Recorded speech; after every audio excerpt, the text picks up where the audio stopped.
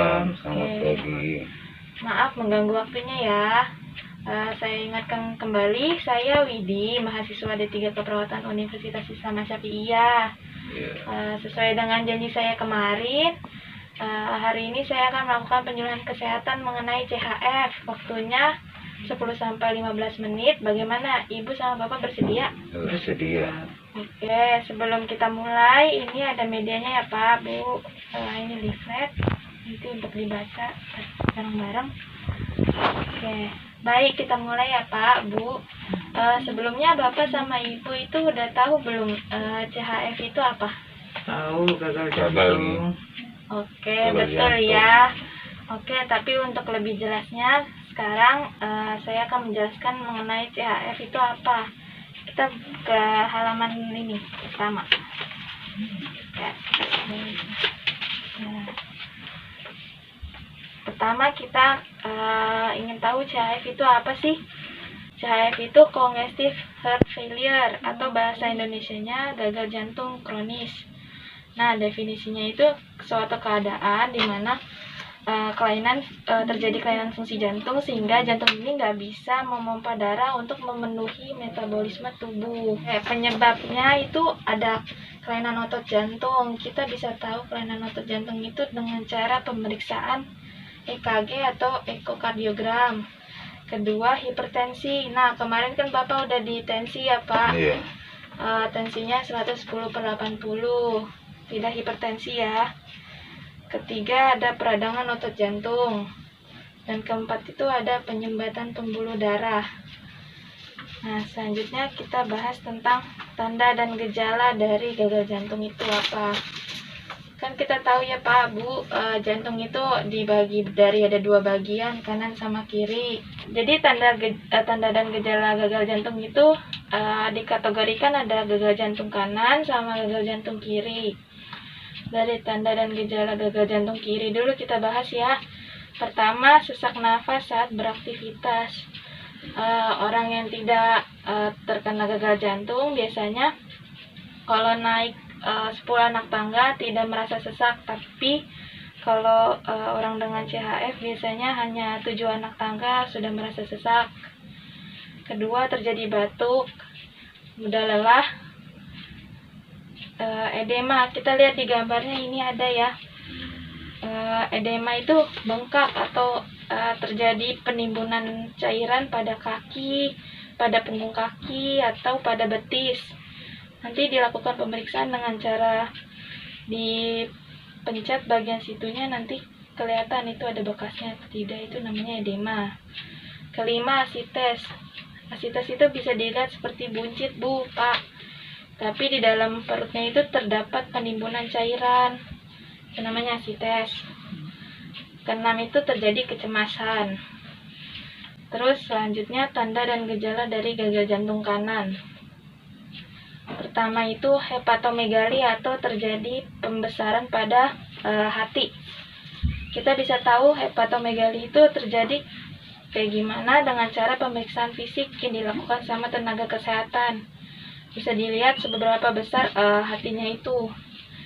Terus kedua, nokturia, sering kencing di malam hari. Ketiga itu terjadi kelemahan, tidak nafsu makan, dan mual. Selanjutnya kita bahas tentang komplikasinya ya. Pertama, dari komplikasi gagal jantung itu lama-kelamaan bisa terjadi efusi pleura atau terjadi penimbunan cairan di paru. Kedua, ada bekuan vena, bisa terjadi di bagian kakinya, tromboemboli. Ketiga itu bisa terjadi asidosis respiratorik atau di dalam darahnya itu banyak karbon dioksida yang mengakibatkan sesak. Keempat itu terjadi disfungsi hati. Selanjutnya tentang pengambilan keputusan masalah kesehatan. Nah, Bapak atau Ibu untuk mengatasi masalah CHF ini biasanya dilakukan bagaimana? Kontrol rutin. Nah, betul. Ngikutin anjuran dokter. Biasanya dibawa kemana Bapak Ibu? Ke rumah sakit. Oke, sudah betul ya pengambilan keputusan masalahnya. Sudah bagus. Oke, Bapak, Ibu, penyuluhan yang hari ini udah selesai. Bagaimana? Ada yang ingin ditanyakan atau tidak? Ada. Gini tuh, gagal jantung apa karena faktor keturunan? Bagus sekali, Ibu, pertanyaannya. Begini, Bu, untuk si CHF ini bisa terjadi karena faktor keturunan, tapi itu karena kemungkinan kecil, karena si gagal jantung ini merupakan penyakit resiko, jadi lebih kemungkinan besarnya terjadi karena gaya hidup yang kurang bagus. Seperti itu, contohnya misal ada anak A memiliki orang tua dengan CHF tapi gaya hidupnya bagus, namun dia kemungkinannya kecil untuk terjadi CHF. Sedangkan anak B dia tidak memiliki faktor keturunan tapi pola hidupnya itu seperti merokok, terus makan makanan yang tidak bagus, tidak sehat, dia memiliki kemungkinan besar terkena CHF itu, Ibu. Bagaimana, Ibu? Sudah paham? Sudah. Bapak sudah paham? Oke. Oke, pertemuan kali ini sudah selesai. Untuk besok saya akan datang kembali akan membahas mengenai perawatan CHF. Waktunya sama 10-15 menit. Bagaimana, Ibu dan Bapak bersedia? Bersedia. Oke, saya tutup dulu ya, Pak, Bu. Ya. Assalamualaikum.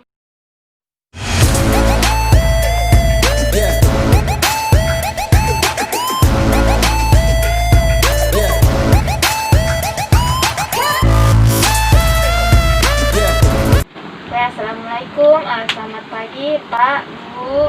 Waalaikumsalam. Maaf mengganggu waktunya lagi ya. Gimana, Bapak sama Ibu masih ingat dengan saya? Masih ingat terus kasus ini Widi. Oke, bagus ya. Sesuai dengan janji saya kemarin, hari ini kita akan membahas tentang perawatan CHF. Waktunya kurang lebih 10-15 menit. Bagaimana, Ibu sama Bapak bersedia? Sedia. Oke, seperti kemarin sebelum kita mulai, ini leaflet untuk Bapak sama Ibu. Ibu, kita mulai ya. Baik, kita mulai ya Pak, Bu. Nah, sebelumnya Bapak, Ibu kalau merawat Bapak selama di rumah, yang dilakukan itu apa dalam perawatan CHF ini sendiri? Istirahat, Iya. cukup, sesuai anjuran dokter, minum obat sesuai aturan, dan tambahannya makan putih telur. Oke, sudah bagus yang dilakukan ya Pak, Bu. Oke,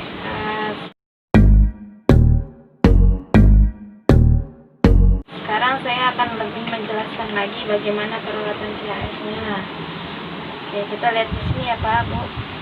Pertama, iya betul kata Ibu, perawatan CHF-nya itu pertama dengan cara istirahat yang cukup, olahraga sesuai kemampuan, seperti kayak jalan kaki hanya 5 menit, terus diet rendah kolesterol, menghindari makanan-makanan yang kolesterol tinggi, pembatasan asupan cairan, selanjutnya pembatasan konsumsi garam. Biasanya 2-3 gram per hari aja dibolehinnya garamnya. Dan terakhir, mengkonsumsi makanan dengan tinggi protein. Sudah betul seperti yang Ibu bilang. Selanjutnya kita bahas tentang makanan yang sesuai dengan Bapak, sesuai dengan diet jantung. Nah, pertama dipastikan memakan makanan olahan sendiri. Nah, Ibu gimana? Ibu sering masak di rumah? Sering. Oke, berarti sudah bagus ya. Nanti Bapak makan makanan yang dimasakin Ibu. Kedua, mengutamakan mengolah makanan dengan direbus dan dikukus. Hindari mengolah makanan dengan cara menggoreng.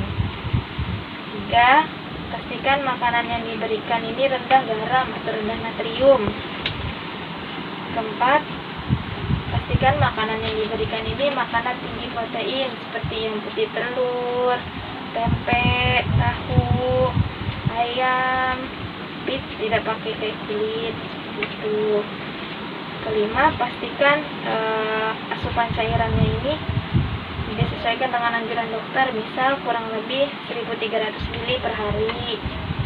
Dan keenam, hindari makanan bersantan dan berlemak karena bisa menyumbat pembuluh darah karena makanan itu. Bagaimana Bapak Ibu, ada yang ditanyakan? Sudah jelas? Udah. Untuk mendukung perawatan CHF biasanya didukung dengan lingkungan yang nyaman. Menurut Bapak, lingkungan yang nyaman itu seperti apa? Ya, udara bersih, Ah, terus lingkungan yang seger. nah, iya betul. Rumah ini juga udah bersih ya, udah ada tanaman, lingkungan yang nyaman, seperti lingkungan yang tenang, tidak gaduh, bersih, asri, terus ventilasinya cukup. Nah, lingkungan yang nyaman itu juga biasanya membuat rasa cemas berkurang. Nah, lingkungan yang tidak nyaman itu berarti lingkungan yang gaduh, kotor, pengap, kurang ventilasi, bau, gersang. Dengan lingkungan yang nyaman itu bisa mendukung perawatan CHF lebih tinggi, lebih bagus lagi.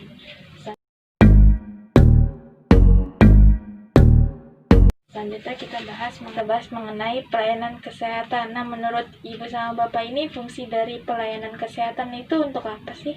Mengobatin orang sakit.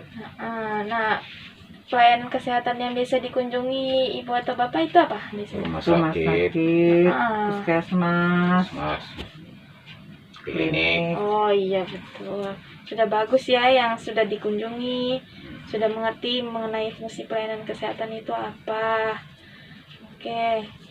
Nah, selanjutnya saya akan mengevaluasi kembali mengenai makanan apa sih yang boleh dimakan atau tidak. Nanti saya tunjukkan gambarnya, nanti Ibu sama Bapak jawab ya.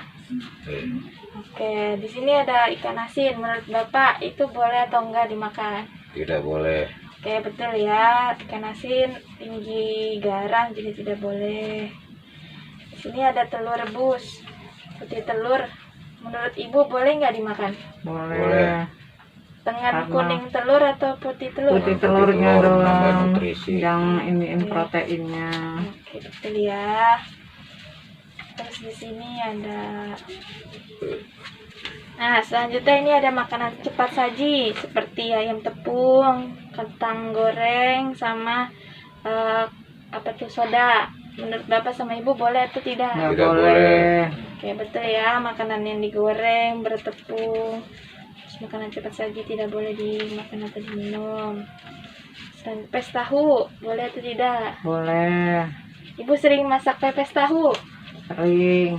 Oke. Ya, ini boleh ya karena dikukus. Dan terakhir ini ada opor ayam. Menurut Bapak sama Ibu boleh atau tidak? Boleh. Nggak boleh, itu kan santan. Oke, betul. Betul dan yang ucapan Ibu ya, ini tidak boleh, Pak. Oh, Karena ada santannya. Seperti yang tadi saya jelaskan, makanan yang bersantan dan berlemak itu sebaiknya dihindari. Jangan dikonsumsi dulu. Oke. Untuk evaluasi mengenai makanan sudah selesai. Bagaimana Bapak sama Ibu, ada yang ditanyakan? Sudah cukup tuh. ya. Oke. Pertemuan kita sudah selesai ya Pak, Bu.